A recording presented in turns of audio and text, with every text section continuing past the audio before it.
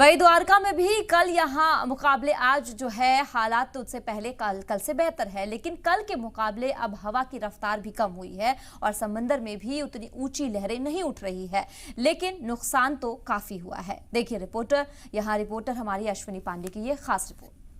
Cyclone Biparjoy के landfall होने के बाद भी जो तूफानी हवाएं हैं वो अभी भी बरकरार है। हाँ, ये जरूर है कि इसकी तीव्रता कल के मुकाबले काफी हद तक कम हुई है। इस वक्त मैं द्वारका के चौपाटी पर हूँ। आपको तस्वीर पहले समंदर की दिखाता हूँ कि किस तरह से समंदर का जो उफान कल था उसकी तुलना में आज काफ़ी हद तक स्थिति जो है ठीक दिखाई दे रही है। कल जिस तरह से समंदर ने रौद्र रूप धारण कर लिया था, जिस तरह से समंदर की लहरें उछाल कर रही थी, जिस तरह से समंदर में हाहाकार मचा हुआ था, आज कुछ हद तक हम देख सकते हैं तस्वीरों में काफ़ी जो है राहत यहाँ पर दिख रही है। जो तेज हवाएं कल 100 किलोमीटर 125 किलोमीटर देर रात तक हो गई, वो आज 80 से 90 किलोमीटर की रफ्तार से चल रही हैं। यानी कि जो स्थिति कल बनी हुई थी उसमें काफ़ी हद तक अब जो है बिपरजॉय साइक्लोन के लैंडफॉल होने के बाद कंट्रोल हुई है। मैं आपको एक तस्वीर दिखाता हूं कि कैसे जो है इस तूफान ने नुकसान पहुंचाया है। ये देखिए, ये चौपाटी के पास जो दुकानें हैं वो पूरी तरह से क्षतिग्रस्त हो चुकी हैं। सनी थोड़ा आगे आइएगा। ये जो शटर आप देख रहे हैं, इस दुकान की सारी जो शटर है वो टूट चुकी है। सोचिए, अगर इस दुकान से लोगों को खाली नहीं कराया गया होता तो कितनी मुश्किलें आती। अब देखिए, हम थोड़ा दूर से ही दिखाएंगे क्योंकि अभी भी तेज़ हवा चल रही है और शटर का जो हिस्से टूटे हुए अगर वो उड़ते हैं तो वो हमारे लिए ख़तरनाक साबित हो सकते हैं। और जैसा कि तेज़ हवा में अगर कुछ भी चीज़ उड़ के आपके पास आती है तो वो बहुत ही धारदार तरीके से उसमें जो एक ब्लेड का जो तेज होता है उस तरह से लगेगा। तो ये पतरा आप देखिए किस तरह से टूटा हुआ है। यही कारण है कि लोगों को यहाँ से खाली करा दिया गया था कि आप यहाँ पर बिल्कुल ना आएँ, क्योंकि ये जानलेवा साबित हो सकता है।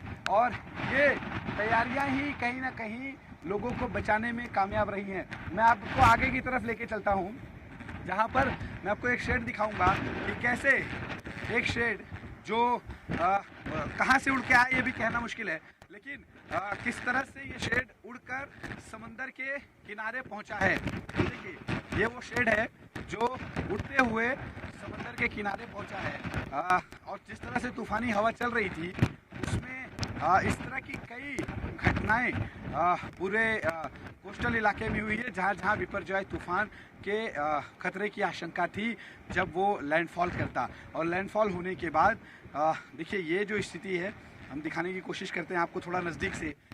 अच्छा देखिए, एक चीज़ और इसमें हम गौर करते हैं, ये जो शेड उड़कर आया है इसके साथ ही ये देखिए, यहाँ पर ये जो बड़ा सा कनस्टर बोलते हैं इसको, या हम सरल भाषा में कहें तो एक बड़ा सा टीन का डब्बा है जिसमें पत्थर और रेत भरा हुआ है। ऐसे 4 हैं।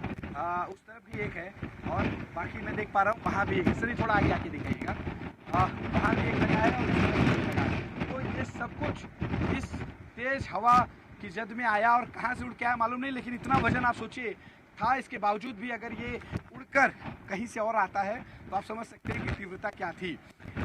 मेरे आगे एक स्ट्रक्चर में देख रहा हूँ, कल तक सनी वो पतरा दिखाइएगा जो टूट चुका है। जो स्ट्रक्चर आप देख रहे हैं, कल तक उस पर जो शेड लगा हुआ था वो बिल्कुल सही था। आज जो है वो शेड टूटकर नीचे गिर गया है, यानी कि उसी इमारत की छत पर गिर गया है।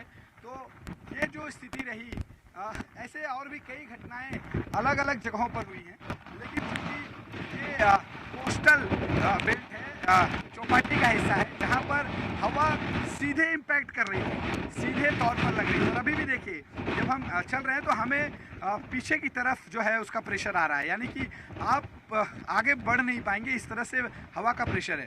तो कल जो स्पीड थी वो 125 से ज़्यादा की थी।